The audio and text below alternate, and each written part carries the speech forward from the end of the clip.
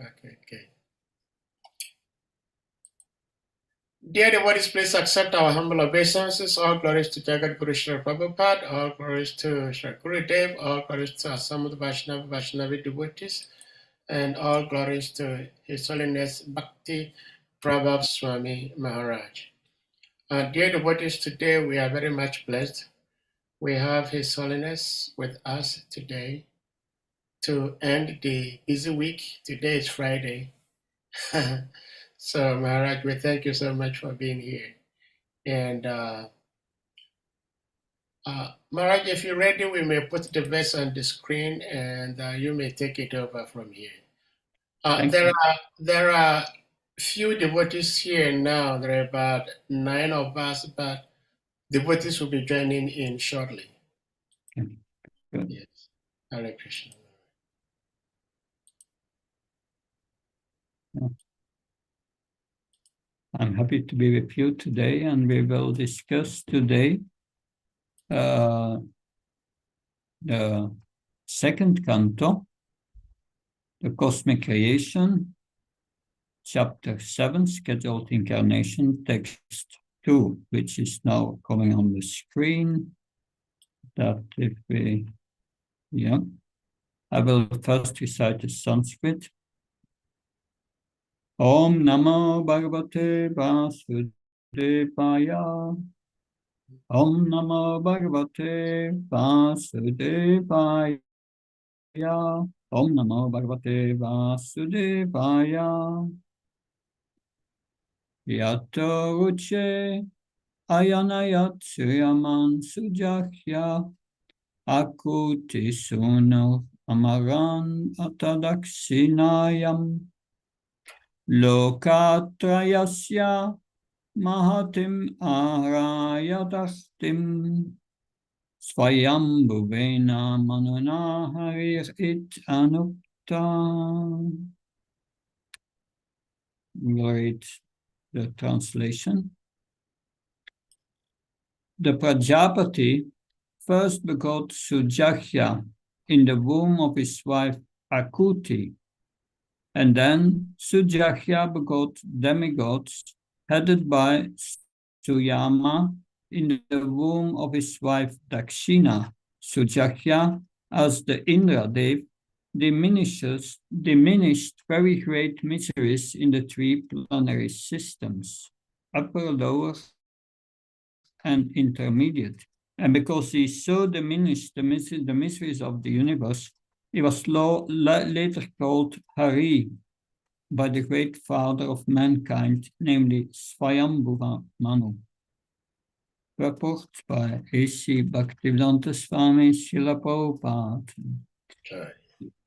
In order to guard against the invention of unauthorized incarnations of God by the fanciful, less intelligent persons, the name of the father of the bona fide incarnation is also mentioned in the authorized revealed scriptures.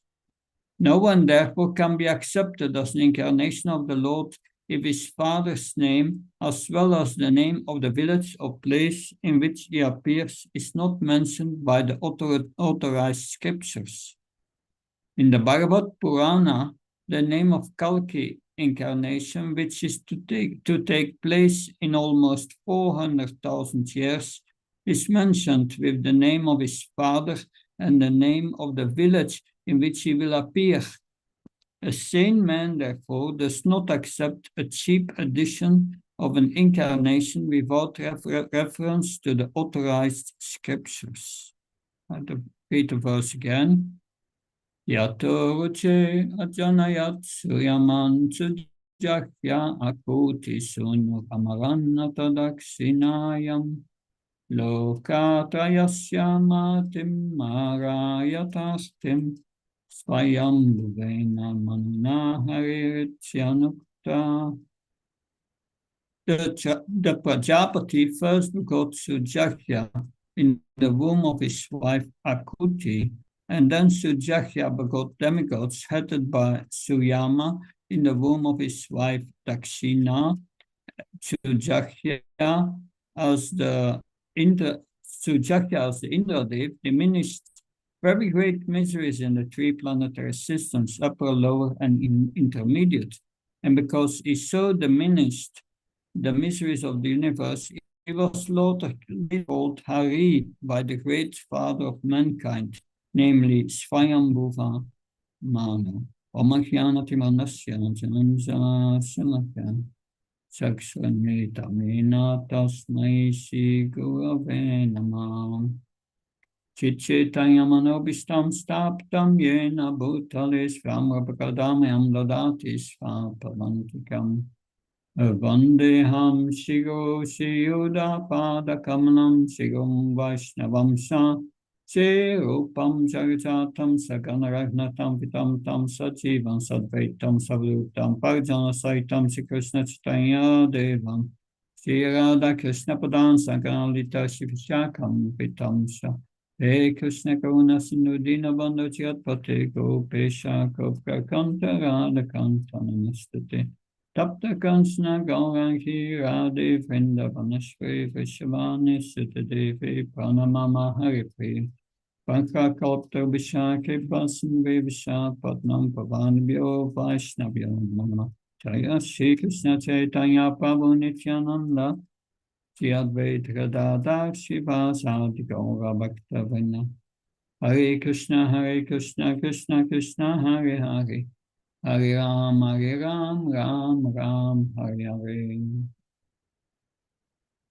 So, in the purport of this verse, Prabhupada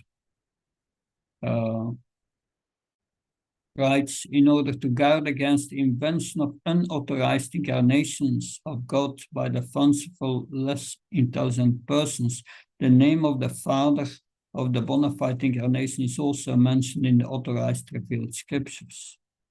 So today we have many bogus ghosts and bogus incarnations. People, especially in this age, Kali Yuga, are very misguided that most people in this age, they are focusing on a place to live and how to get food. And there is no time left for self-realization. But how to distinguish between a real and a bogus incarnation? Here, we can do on the basis of the authority of the Bhagavatam. That, yeah, there we go. Sorry for the interruption. But unfortunately, practically no one takes guidance of the Bhagavatam. The Vedic literature tells us how to balance the imbalance of our life. So Krishna gives us a standard through the Vedic literature, and especially the Bhagavatam, what to do, when to do things, how to do things. Even with the scriptures available in this age, most people cannot understand it. And they create their own religion that we see even in India, like Bhakti Vinod Thakur was the deputy judge. He was judge, and there was one so-called incarnation, Vishikashena Krishna SWAMI or something. And he presented him as an incarnation of the Supreme Lord. And he was even threatening the British and the British colonists at that time, the British Raj. They came together and what to do with him. And they were thinking he's dangerous nobody wanted to deal with him. So they were discussing who can deal with him. And one of the advisors said, yes, you should ask Kedarnath Datta, Bhaktivinoda Thakur, that he will deal with him. And so Bhaktivinoda Thakur, he dealt with him. He went with soldiers and arrested him because he was presenting himself like an incarnation of Krishna, and that he would have his own rasa dance with young girls, and some sincere but stupid people, they would send their young girls to him. That imagine that was going on. That sincere but stupid. So sincerity is not enough. One must have knowledge. That, but Bhaktivinoda Thakur arrested him, and he had long hair. And he kept mystic power in his long hair. That we find that also in the Bible. Samson, he was also keeping his mystic power in his hair. But when he was arrested, then the entire, the family of Bhaktivinoda Thakur, his wife, and himself became very sick. And they were on the verge of leaving their body practically. But the day this false Baba or false Swami was going to be judged, Bhaktivinoda Thakur was, despite his sickness, he was in the court, and he judged this Vishikashen Krishna, so-called incarnation. And he was in jail, and then they cut his hair, and he fell practically lifeless down. His mystic power was gone. And a few days later, he left his body. He died in jail. So people are getting cheated on different levels. When Prabhupada was in Moscow, he was discussing with Dr. Potovsky. He said, what's the difference? He said to Professor Potovsky that we are accepting Krishna as the supreme authority, and you are accepting Stalin as the authority. So everyone accepts an authority.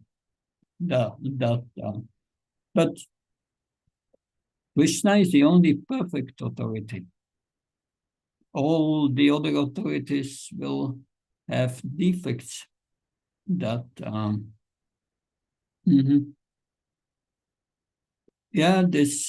Kali Yuga is entering, and this Kalki is predicted in the scriptures. That's in 427,000 years, because Kali Yuga is 432,000 years, so already 50,000 past. So there's still to go 427,000 years. That's a long time. But it's described at the end of Kali Yuga. People will just be like animals. There is nothing to eat anymore. They eat each other. So people have no brains anymore. So Kalki will not come at the end just to give class. People have no brains. He will just cut off their heads with his sword. And that will be the mercy, because then they will be liberated by killed by the incarnation of God.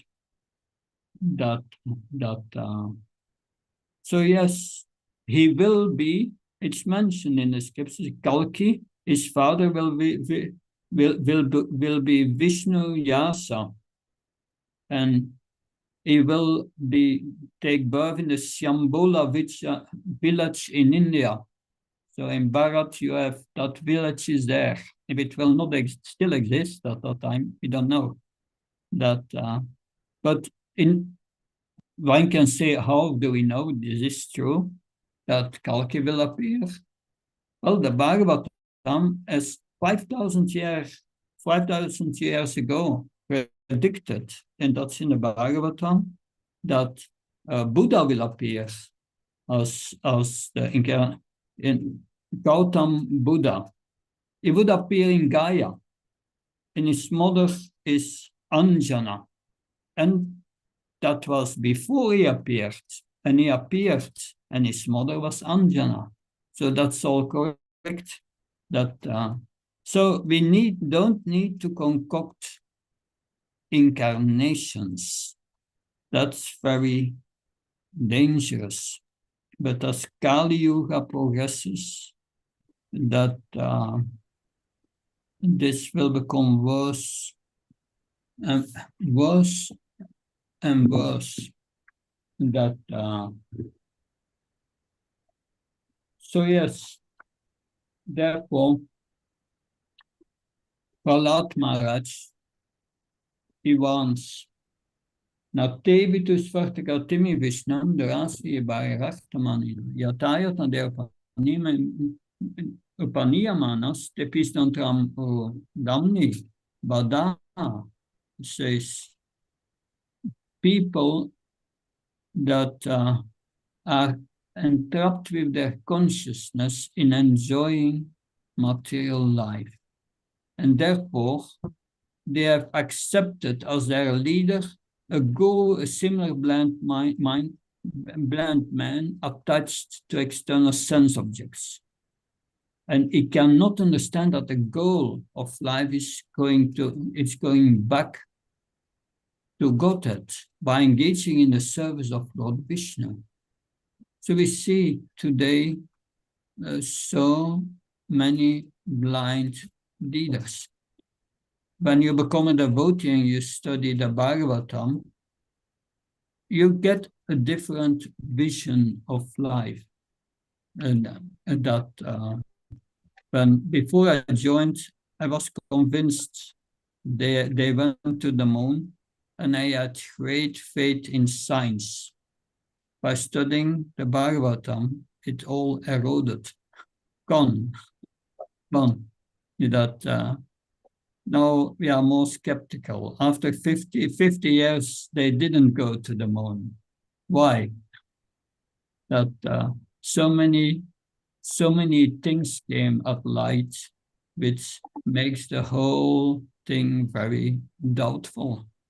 And science, that what we see in the hospitals, that I went with so many devotees who had to leave their bodies, and all the doctors said, nothing we can do for you. That was their answer. And that's true, nothing they can do for you. So once in Belgium, or somewhere else, there was a strike in the hospital by the doctors. And that day, less people died than usual.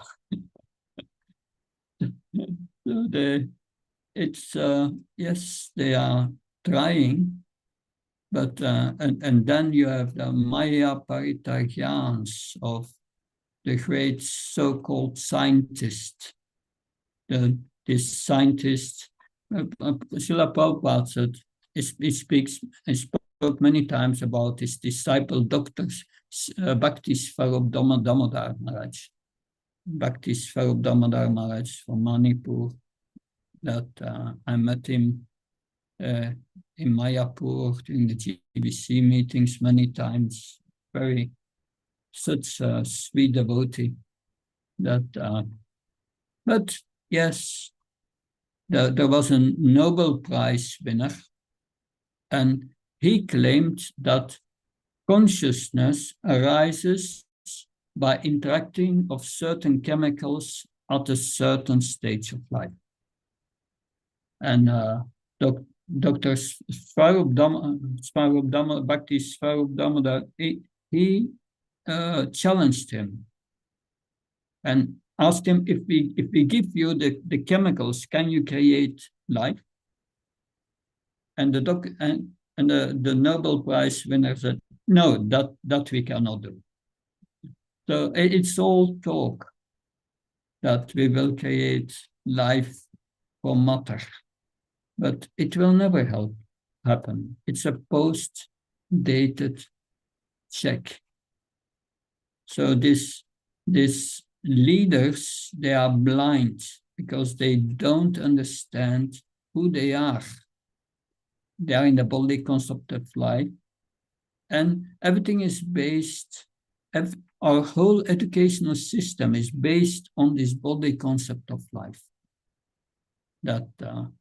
And our whole economic system, you can get a master's in business administration, means a master's in exploiting the material energy and get the best result with the least effort. A master in sense gratification. So that is what we are creating. So as blind men guided by another blind man miss the right path and fall into a ditch, materially attached men led by another material attached man are bound by the ropes of fruitive labor, which are made of very strong cords, and they continue again and again in materialistic life, suffering the threefold miseries. So it's engaging people in activities just for the pleasure of the body and the senses. It is said that in Bhagavad Gita, one who lives only for the pleasure of the senses, Krishna says, he lives in vain for nothing. And people are prepared for next life to become animals in a very sophisticated so-called educational system. So why? Because no knowledge. Because they have a lack of knowledge, they see only the prayas, the enjoyment, no, but they don't know how they came to that human life, what happened before, and they don't see what happens after it. That is called, that vision is called Shreyas, understanding the ultimate benefit of life. The goal of life is going back to Godhead, developing love for Krishna. Therefore, they are remaining in the material realm. Prabhupada explains there are 3 levels of happiness. Interesting, 3 levels. Material happiness, spiritual happiness, and devotional happiness. 3 levels. That's mentioned in Nectar of Devotion, in the beginning of Nectar of Devotion, these 3 levels of happiness. So because they are in the body concept of life, they know only about material happiness. But material happiness is factually distress. That is what Bhagavad Gita says. If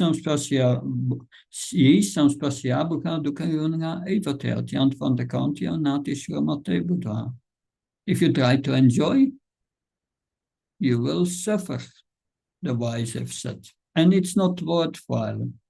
It's temporary. They don't know that you have to pay for every action in the body concept of life. You get a reaction that they think they are enjoying, but they have to pay with suffering. And that's a fact. Someone likes to eat sweets, nice sweets, enjoying, and the day again sweets, and the day after again sweets. In the long run, your liver will be finished, and you'll get so many diseases by doing that you will quickly get diabetes and so on. In the long run, it will not work out, this enjoyment. You have to pay at a certain moment. And it's a heavy price. So yes, the blind leaders are not teaching others how to control their senses and come out of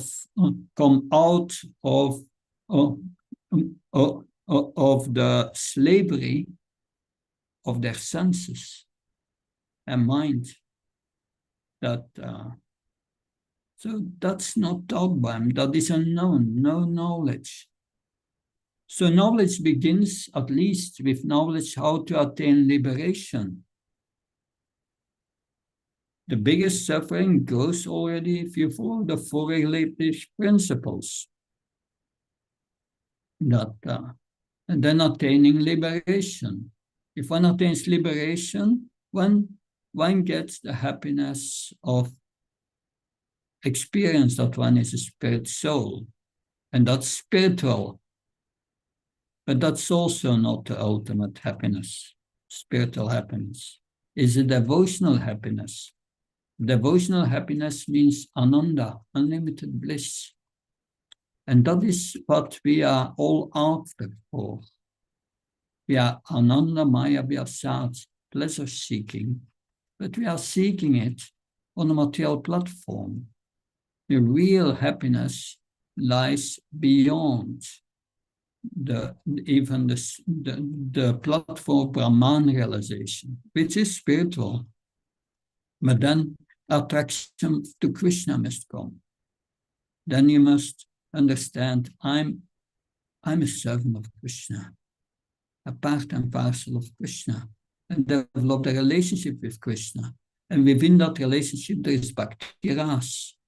There is this enjoyment that comes through devotion.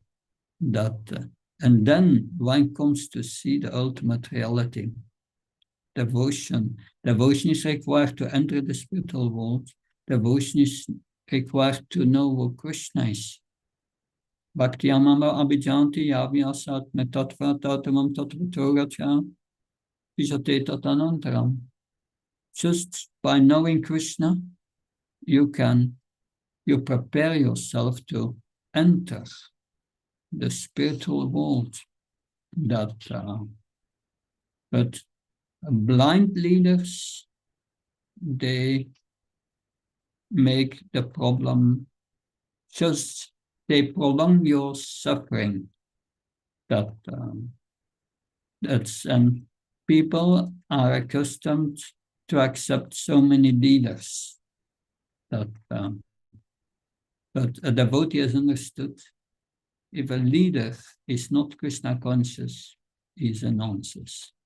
He will keep everyone into the body concept of life and prolong the suffering of the person, not only prolong it, aggravate the suffering of the person.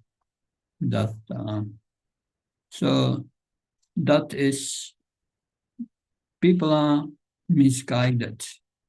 That is the point made here in this purport by Srila Prabhupada. They accept false leaders, whether they are incarnations or mundane leaders, they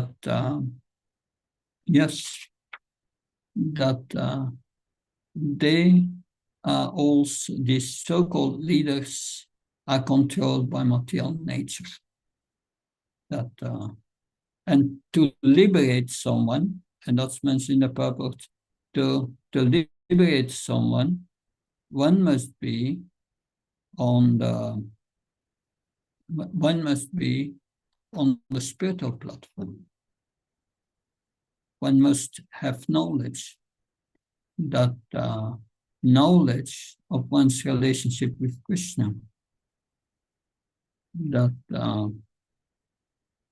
so yes, because otherwise we engage people in the stereotype activities of material life, and we are forced to become engaged in these stereotype activities because of our uncontrolled senses. And if we have uncontrolled senses, we are governed by lust, we cannot understand who Krishna is, and we cannot develop an attraction for Krishna consciousness. That it's clearly said in the Bhagavad Gita 7:28 that only those who have lived a pious life, controlled their senses, they only can get the determination for Krishna consciousness. Otherwise, it's not possible. And therefore, Prahlad Maharaj says to his father, Materna Krishna Parto Svatova Mito Bipatyetia Vratanam. That because your inclinations toward Krishna, they will never come out, Prahlad said to his father. Not by instructions of others, not by your own efforts, not by combination of both.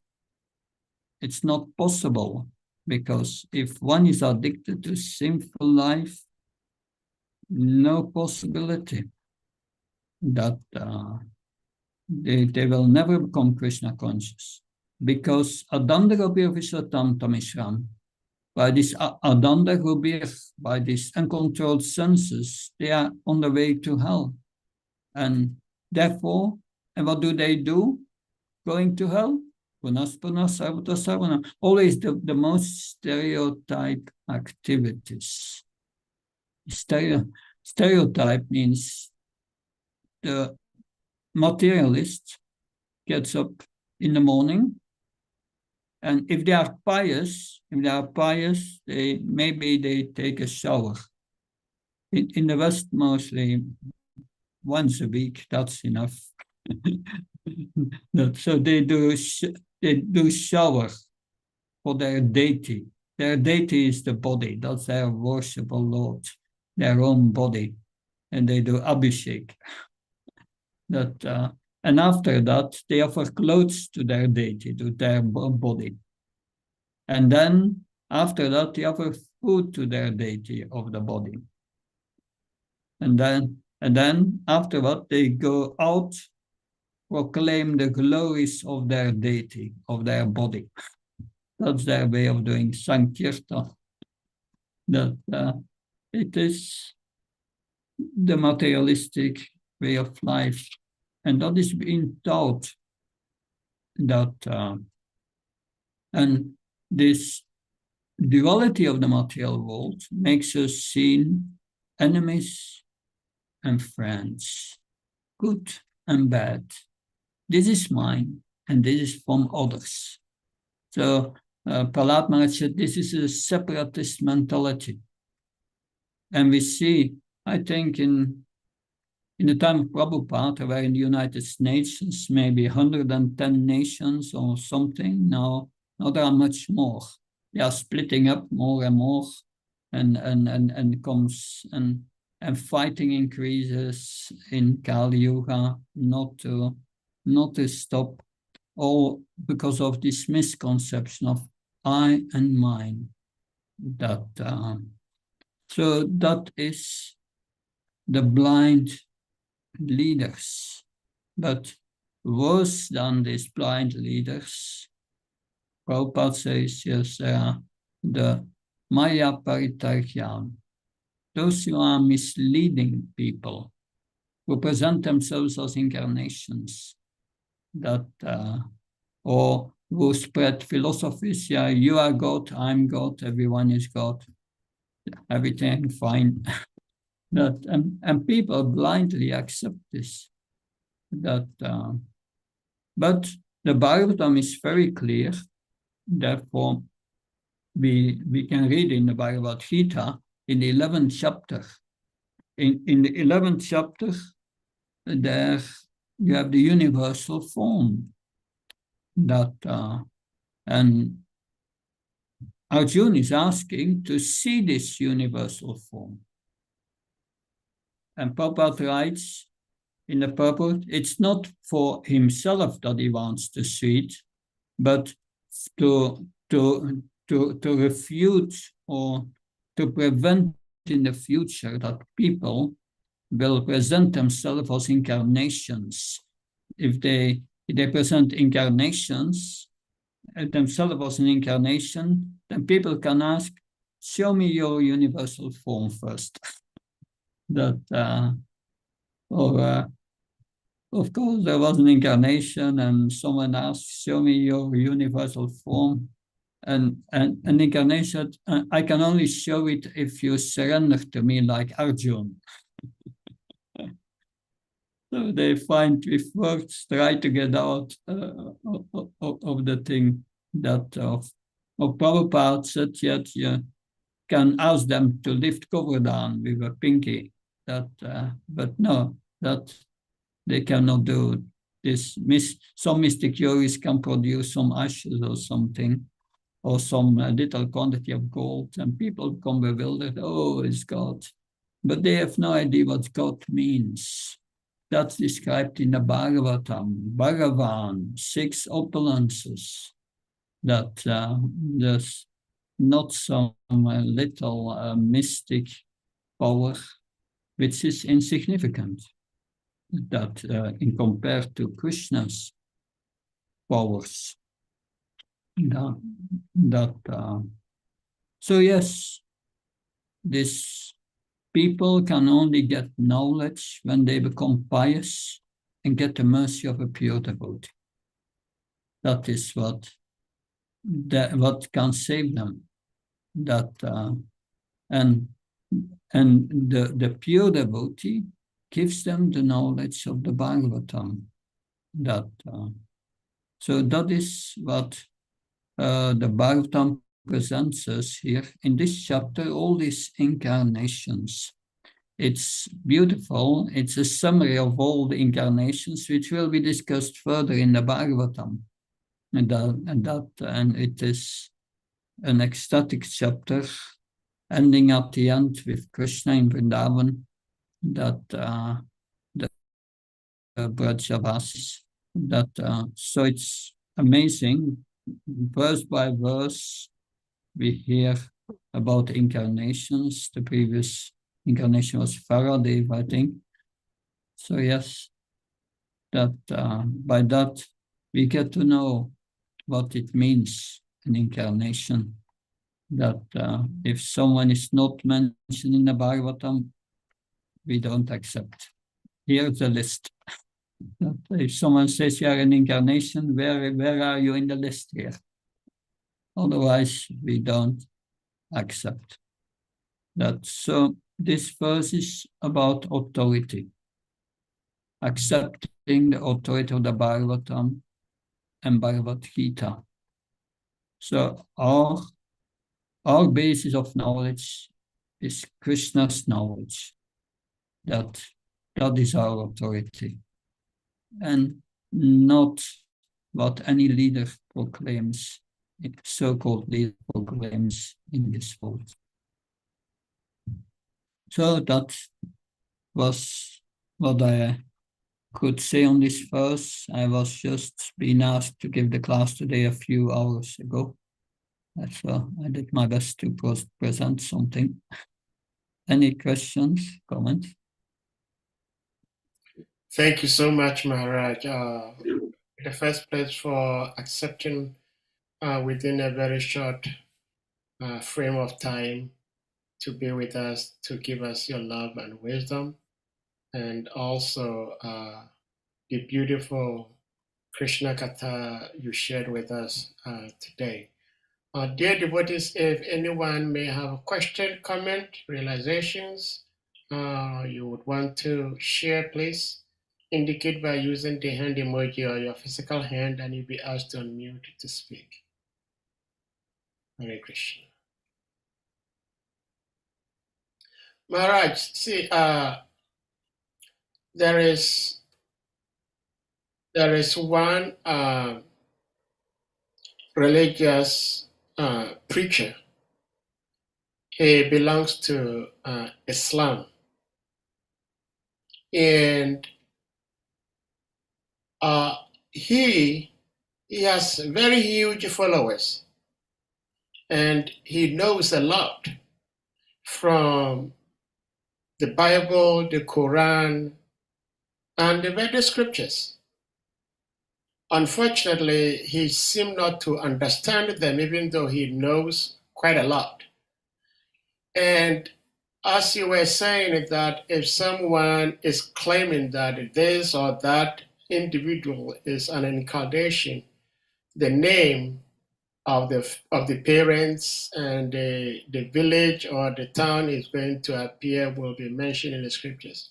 And this guy indicates that Vishnu Yash is supposed to be like the parent of this Kalki, is the name of Prophet Muhammad, peace be upon him.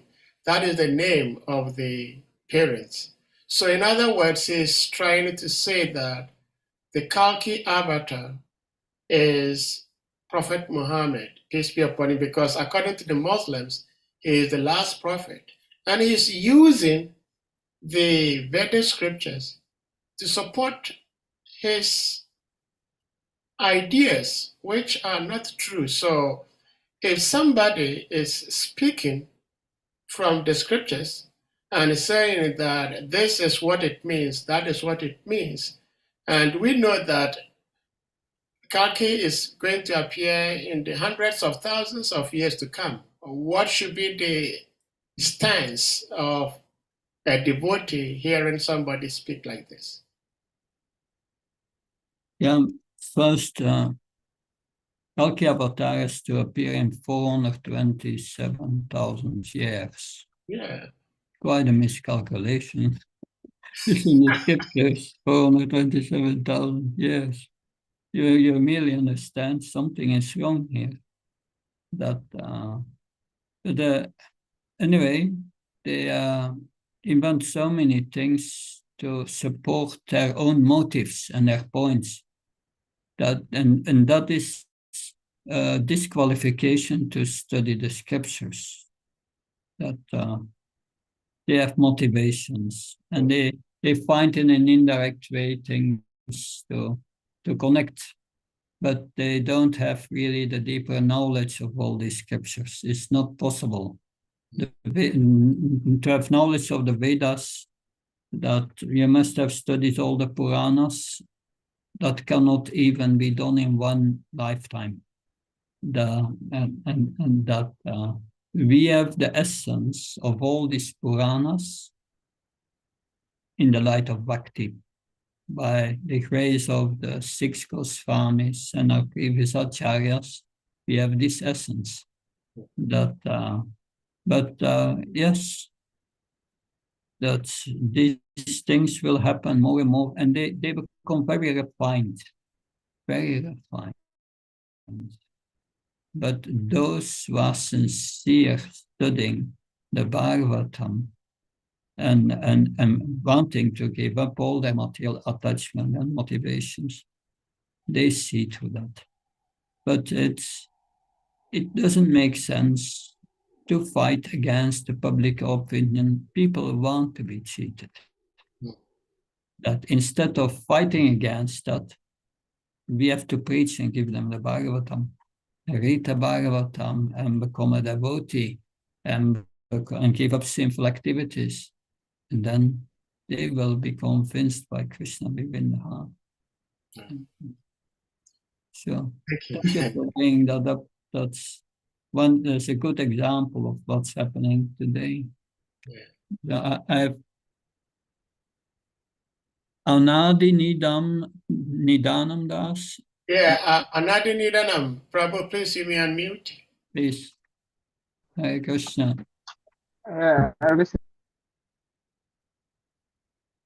Yes, go ahead. Seems there is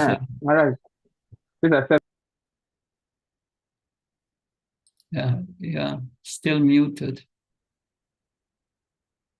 Anadi Nidanam, you may have to turn off your camera and just speak. Seems you have a weak connection. Can you hear me now? Yeah, we can hear you. Okay, a call came in. That was why. Okay, go So ahead. my question is, Maharaj, you see, I am of the view that everybody in this material way, indirectly, they are supporting this Krishna consciousness movement. Why? In a sense that even this Zoom meeting that we are having right now, the one who created this app does not have any idea of this movement, or have not probably not heard of Krishna consciousness before. And we are using this gadget or these apps to do devotional service. And also, for instance, devotees sometimes travel far and near to temples by way of car. So, in my view, I am thinking that everybody, one way or the other, is contributing to this Krishna consciousness, even though not directly. So, for me, I'm not seeing anybody as a coming now. I see everybody as a devotee of the Lord. So, I don't know if this idea or this speculation of mine is right, because I'm trying to treat everybody as devotee now. So I'd like you to clear this speculation of mine as to whether I'm right or not. Hare Krishna. Okay, thank you, Prabhu. That's a beautiful realization. That is a realization of an Uttam Adhikar and the ultimate reality. Everyone is a devotee of Krishna, but the problem is they have forgotten it. And it's our duty to revive their memory. They are all suffering from spiritual amnesia, that they have forgotten their real identity of a spirit soul and their relationship with Krishna. So it's our duty to revive their superior consciousness, their higher consciousness, their Krishna consciousness. Of course, many may not want it. They say, no, thank you. That's unfortunate. They get opportunity, but they may refuse. And that's a free will of the living entity, because that's why we are here. We didn't want to cooperate with Krishna and his devotees. But anyway, it's our mission to revive their consciousness. And to revive their consciousness, yes, we are making great efforts. Prabhupada said us, if we can make 3% of the population Krishna conscious, that will be our greatest success. We cannot expect that everyone will accept it. But those who are fortunate, who are a little pious, they will accept. So the vision is good. Everyone is a servant of Krishna. And at the other side, we must realize that they are not realizing their position, and it's our service to help them. So that's very beautiful. Does that help? Yeah, thank you so much, Yes, Maharaj. Maharaj, yes. Thank you very much. Yes, Okay. it has, it really has. Okay. Thank you. Hare Krishna. Well, Maharaj, if I may add to what you said, I mean, I have nothing else to add, but if anyone speaks like our revered questioner, Mhm. and if anyone have the belief as our revered questioner said, then the first question is, Maharaj, like you said, this is the realization of Uttama Adhikaris.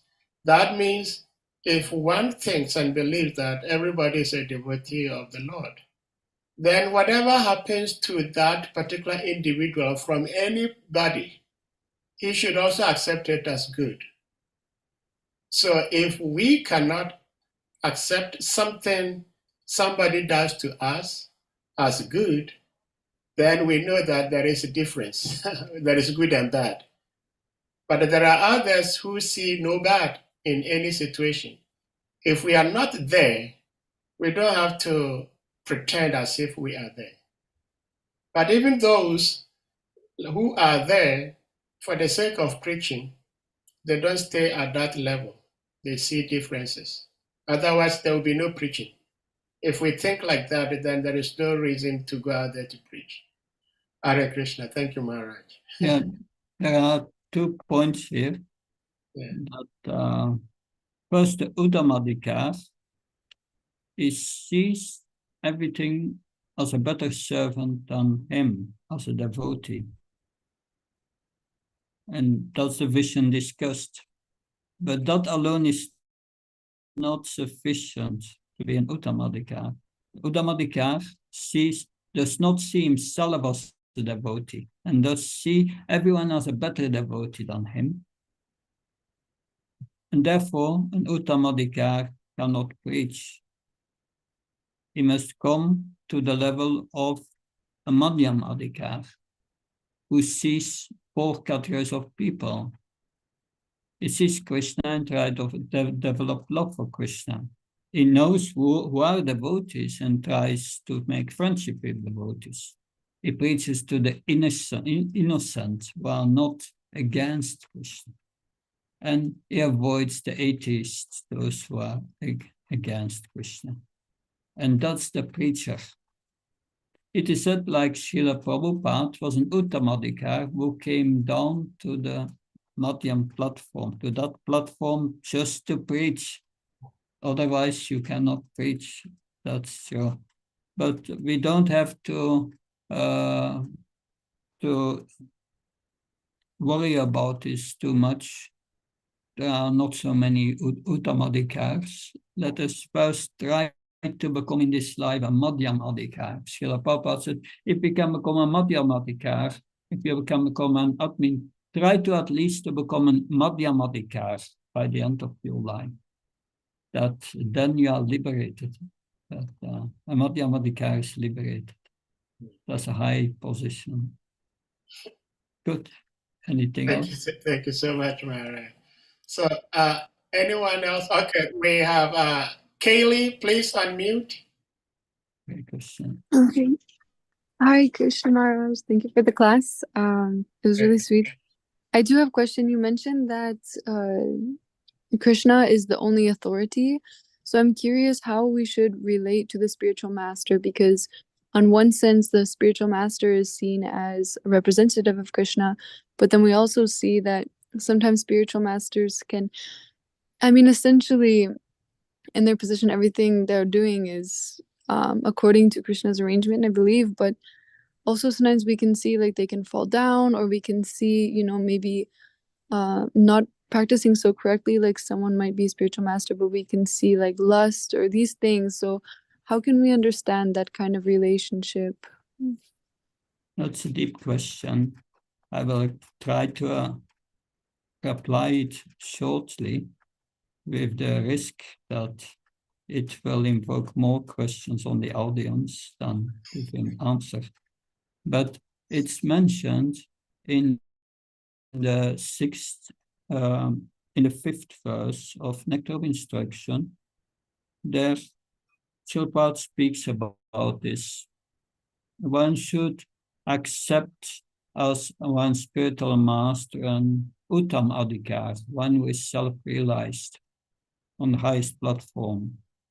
And he writes, a Madhyam Adhikar can also accept disciples, but can bring them only to their level.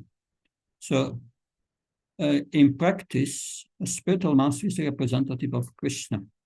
It means he repeats the words of Krishna, and he explains them according to his realization, his level of realization. And there, if you have the Uttamadhikar, you have the highest level of realization. Therefore, a preacher or a spiritual master in our movement represents Prabhupada, and they should only explain Prabhupada's instructions and according to the Siddhanta. And then they are representing, if they are representing Srila Prabhupada, according to the right Siddhanta, then they are bona fide spiritual masters. That if they are not doing that, then there is a problem. So it's therefore the disciple, before choosing a spiritual master, must test the spiritual master and see on what level it is. That is the responsibility of the disciple. And spiritual master must test the disciple also. If the disciple is then sincere, if the disciple wants to give up sense gratification and sex life and so on, that's and follow the four regulative principles. So this is part of the Guru Tattva, and that is so somewhat the essence of it. Thank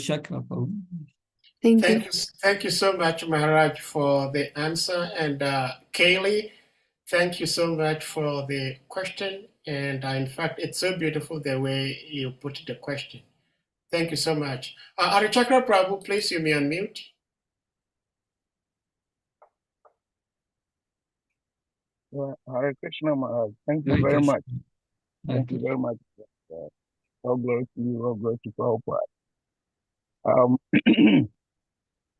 There's something that we usually hear devotees say, that if the world leaders, and during your class, you also mentioned it today too, that if the leaders of the world, if they become Krishna conscious, then there will be happiness, there will be peace in the world. Yeah, but if that is really true, then how is it that we ourselves, like our temples being like a model of a community?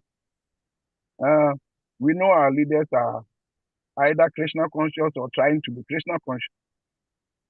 But many a time, even in our own temples, we don't see that type of happiness most of the time. So what is going wrong? Does that mean the leadership there is not Krishna conscious, or what? Why are we not seeing the happiness being manifested in our own little community? Yes, that's a good question. That to be happy in Krishna consciousness, one must feel satisfied.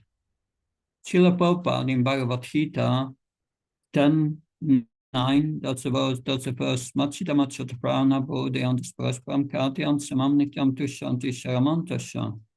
That the devotees, they discuss about Krishna amongst one another, and they relish and get great satisfaction and bliss from that. So in the purport, if you go down a little in the purport, the first lines,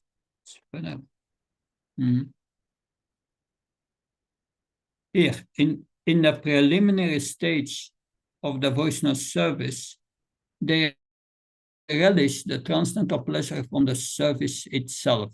And in a mature stage, they are actually situated in love of Godhead. Mostly we are If we are not feeling happy, we are certainly not in love of Godhead. And we are also not getting satisfaction from the service itself. That's the problem. Get satisfaction from the service itself. Then that brings up the question, how do we get satisfaction from the service itself? By doing it with the right motivation. The heart may be impure, that's no problem, but the motivation must be pure. Only to please Krishna favorably, that and doing that 24 hours a day. So what's our motivation we do things with? If we do things to become happy in this world, it will not work. That satisfaction will not be there. If we do it solely to please Krishna or Srila Prabhupada, then you will feel satisfaction. And if that satisfaction is not there, it means our motivation is not right. And our motivation is mostly not right because we are not following the process properly. What does it mean to follow the process properly? You must do 4 things every day. Follow the regulative principles, chant your rounds with great attention without offenses. Hear the Bhagavatam and do service just to please Krishna. If we do these 4 things, because each supports each other, if you miss one of these 4, then that satisfaction will not be cultivated. That if you do sometimes sinful activities, you will not derive your satisfaction from your service. That if you are not chanting your rounds properly or without attention, the satisfaction will not be there. That if you are not hearing the Bhagavad, then your knowledge and your relationship with Krishna will not develop, will be difficult. And the service should be done not to get something out of it. If we are practicing it properly, the satisfaction will come. And that's the problem many times. One may be a leader in ISKCON and not feel that satisfaction because the motivation is not right. Or one may be a beginner and feel satisfied because the motivation is right. So that is a point. Of course, there may be many other causes, but this is a main cause of not getting the satisfaction. That's what I could say. As far as Krishna inspired me to that point, because I'm not the ultimate authority. It's the Bhagavatam, Prabhupada, and all these great devotees in this movement. Thank you.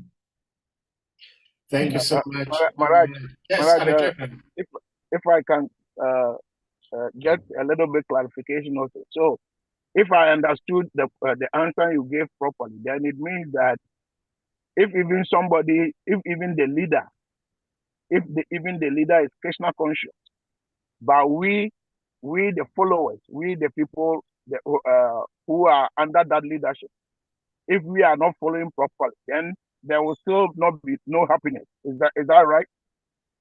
Well, it's not black and white. It's not no, but our satisfaction will not be complete, will not be deep. Okay. It's not black and white. Okay. Thank you. Thank you. Hare Krishna. Thank you so much, Maharaj. I am really particularly thankful to Mother Kaylee's question, and I am also very appreciative and thankful to you, Maharaj, for the answer, because this concern has come out every now and then, here and there, that only Uttama Adhikari can take the disciple back home, back to Godhead. And some of us, particularly myself, I say that yes, that is the case, but there is a slight difference about that in ISKCON. Because I heard one time somebody asked a question to His Holiness Bhakti Swami Maharaj. And Bhakti Swami Maharaj said that, yes, of course, he was saying this of himself, that yes, I am a guru. I have my own disciples, but I am not independent.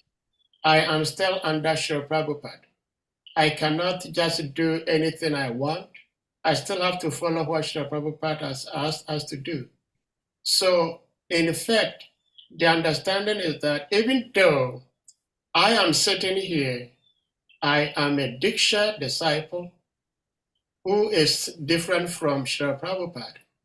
But whether my guru, my Diksha guru, is an Uttama or not Uttama, as long as that guru is repeating what Srila Prabhupada has said and teaching me what Srila Prabhupada has taught him and the world, and I follow it, there is a possibility of me going back home. And I think that is what I got from you too, because that is my understanding. And it's unfortunate that some people have said so many things to confuse lots of ISKCON devotees that in today's world, ISKCON does not have an Uttama Adhikari Guru. So nobody can save you.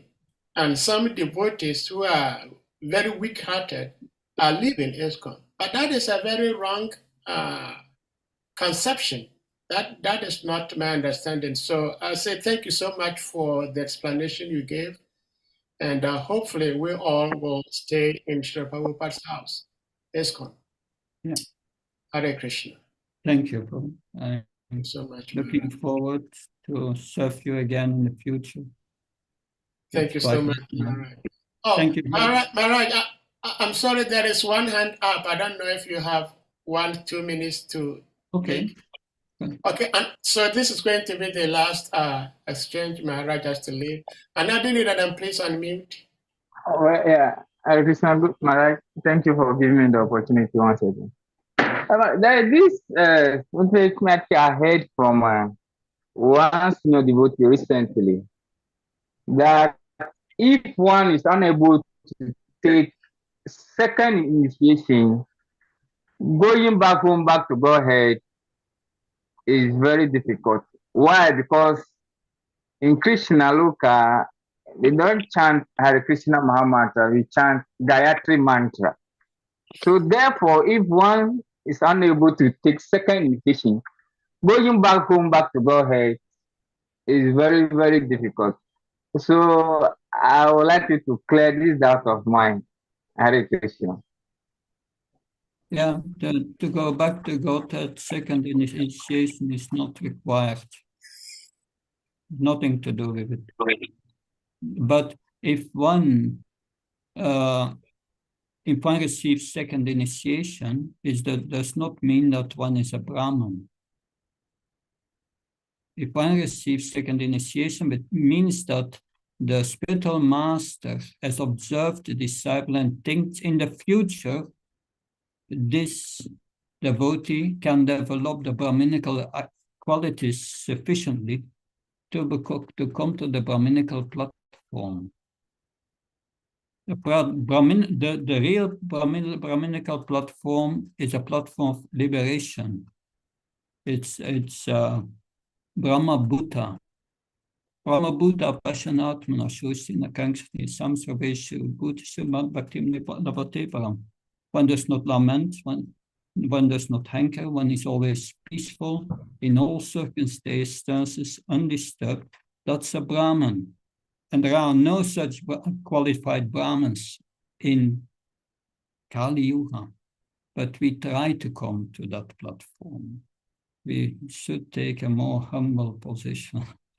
that trying to become to that platform, to the Brahminical platform, that so one is a good candidate to develop these, and one get a Gayatri mantra, but you get that in the beginning, you chant the mantra and you don't feel much effect because you are not yet on the spiritual platform. But as you mature, the chanting will become different. But if one gets second initiation or not, if one chants the holy name, one will become purified and transcends even the platform of Brahman if one develops love for God. So it doesn't depend on second initiation. Why is there second initiation in ISKCON? You need second initiation to perform deity worship. That's the most important. Without Brahman initiation, you cannot. But that does not mean that we are Brahmins, but we follow the lifestyle of a Brahmin and we do our best to advance towards the Brahminical status. I hope that clarifies. Yes. Thank you very much. Yeah, thank you very much. Hare Krishna. Thank you so much, Maharaj. I mean, because of time, Maharaj spoke briefly, but I will look for the lecture and share with the devotees. His Holiness Bhakti Swami Maharaj has an in-depth answer to this same question, wherein Maharaj says, Hare Krishna mantra is called Maha Mantra. There is no mantra greater than Hare Krishna Maha Mantra. And the first Harinam initiation is enough to take one home back to Godhead.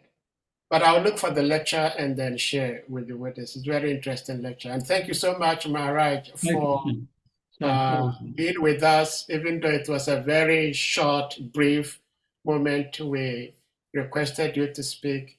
We can't thank you enough. So dear devotees, please, we're going to humbly request you all to kindly unmute, and we all chant the loudest Hare Krishna Maha Mantra to express our appreciation to His Holiness Bhakti Prabhav Swami being here and sharing his love with us. Jai.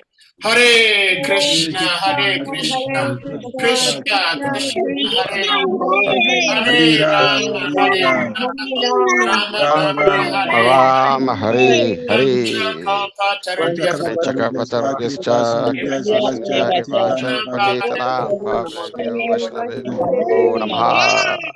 Ananta Koti Vaishnava Vinde ki jai. Holiness Bhakti Prabhava Swami Maharaj ki jai. Gaura Piminande.